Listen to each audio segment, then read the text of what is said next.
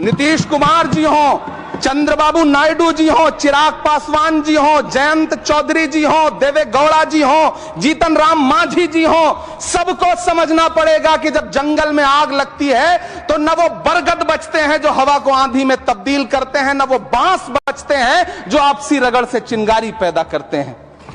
सभापति महोदय, जब देश को मनमोहन सिंह साहब जैसा काबिल प्रधानमंत्री मिलता है तो देश को आरटीआई जैसा एक्ट मिलता है, सेज जैसा एक्ट मिलता है, मनरेगा जैसा एक्ट मिलता है, लिबरलाइजेशन मिलता है, राइट टू एजुकेशन मिलता है, नेशनल फूड सिक्योरिटी एक्ट मिलता है।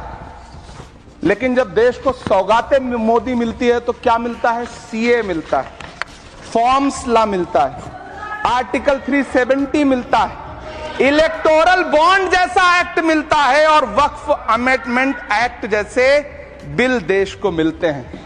मुझे तो अपने हमवतन भाइयों से पूछना है कि आपको अपने बच्चों की तरक्की, खुशहाली और नौकरी की दरकार है या फिर मुसलमानों की दान की गई जमीनों को लूटकर धन्ना सेठों को देने की साजिश करने वाले कानून की?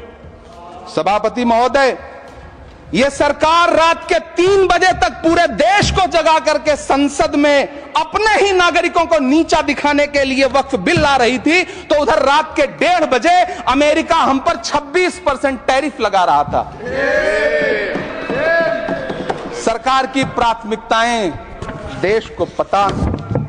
सभापति महोदय, मैं बहुत भावुक हूं आज, और मुझे अच्छा लगा कि आदरणीय नेता सदन जगत प्रकाश नड्डा जी ने बहुत अच्छी बातें भी की, मन से बातें की। क्योंकि उनके नाम में प्रकाश जुड़ा है तो मैं उनमें हमेशा एक रोशनी की किरण देखता हूं।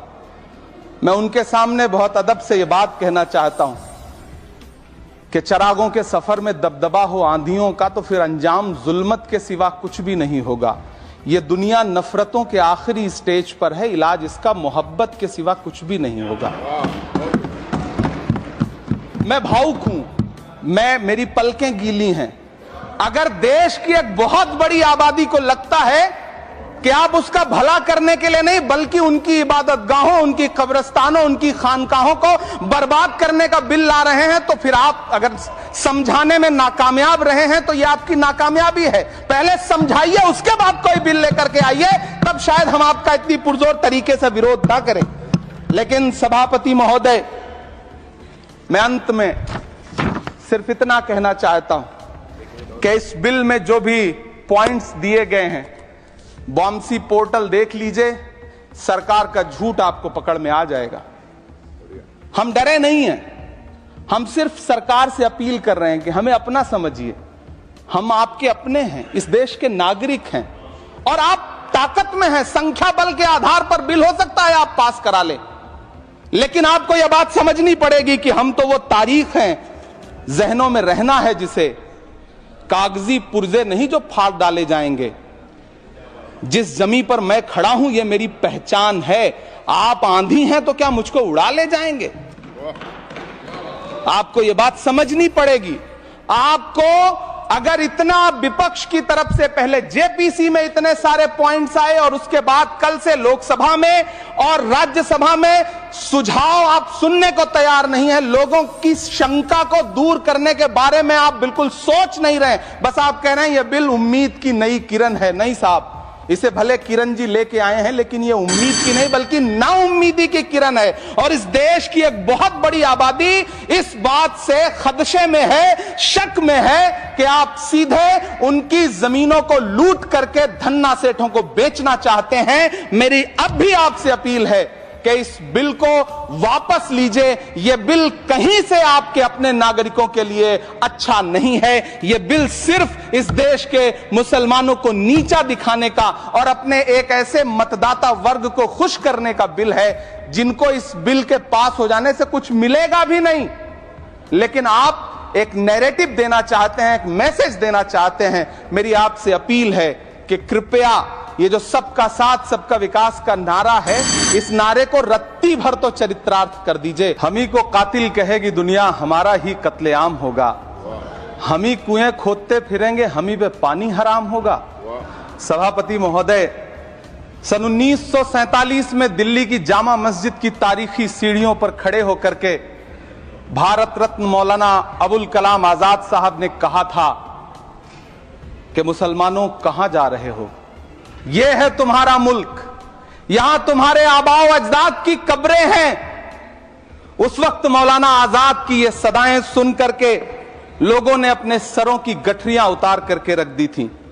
आज उसी दिल्ली में मौजूद देश की संसद में एक बिल आया है जो हमसे उसी जामा मस्जिद की सीढ़ियों के सबूत मांगेगा, जो उन्हीं सीढ़ियों के पास अपनी कब्र में सोए हुए मौलाना आजाद को फिर से कब्र से सदा देनी पड़ेगी कि ये जो कब्र है वो मेरी कब्र है, ये किसी सरकार की जागीर नहीं है। सभापति महोदय, मैं जहां खड़ा हूं इसी संसद भवन के सामने सड़क के उस पार अपनी कब्र में सोए हुए भारत के पूर्व राष्ट्रपति फखरुद्दीन अली अहमद की कब्र है। शायद अब उस कब्र से भी सदाएं आए कि ये कब्र मेरी कब्र है, ये सरकार की जागीर नहीं है। सभापति महोदय, मैं वक्फ कानूनों में किए जा रहे संविधान विरोधी बदलावों के खिलाफ बोलने के लिए खड़ा हुआ हूं। संविधान का आर्टिकल 14 हो, 29 हो, 30 हो, चीख चीख कर कहता है कि देश में सब बराबर के हकदार। आर्टिकल 26 कहता है कि सबको अपने अपने मजहबी कामों के लिए मंदिर, मस्जिद, गिरजाघर, गुरुद्वारों का निर्माण करने का हक है और उसका रखरखाव का भी हक है। लेकिन डॉक्टर बाबा साहब अंबेडकर के संविधान को हर दिन कुचलने वाली यह सरकार देश के मुसलमानों से नफरत में इतनी अंधी हो गई है कि खुलेआम देश की संसद में देश सरकार के माइनॉरिटी मिनिस्टर साहब और होम मिनिस्टर साहब झूठ बोलते हैं और देश को गुमराह करते हैं, झूठ शब्द असत्य बोलते हैं। सरकार ने इस बिल का नाम उम्मीद रखा है।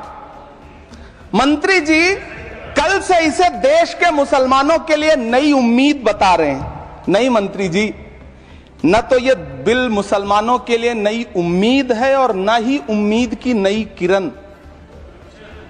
सभापति महोदय, भाजपा ने पूरे देश में वक्फ के नाम पर कई सारे झूठ फैलाए हैं। आइए आज उनकी सच्चाई पर बात करते हैं। वक्फ ट्रिब्यूनल को ऐसे बताया जाता है जैसे वक्फ ट्रिब्यूनल कोई मजहबी खाप पंचायत हो। सभापति महोदय, जबकि सच्चाई यह है कि वक्फ ट्रिब्यूनल भी तो सरकारी न्यायिक विभाग है जिसमें सरकार द्वारा नियुक्त जज होते हैं, जिसमें प्रशासनिक अधिकारी होते हैं, कहीं ऊपर से थोड़ी आ गए। सभापति महोदय, देश के गृह मंत्री जी ने इसी सदन में कहा कि वक्फ ट्रिब्यूनल के फैसले के खिलाफ कोई कोर्ट नहीं जा सकता।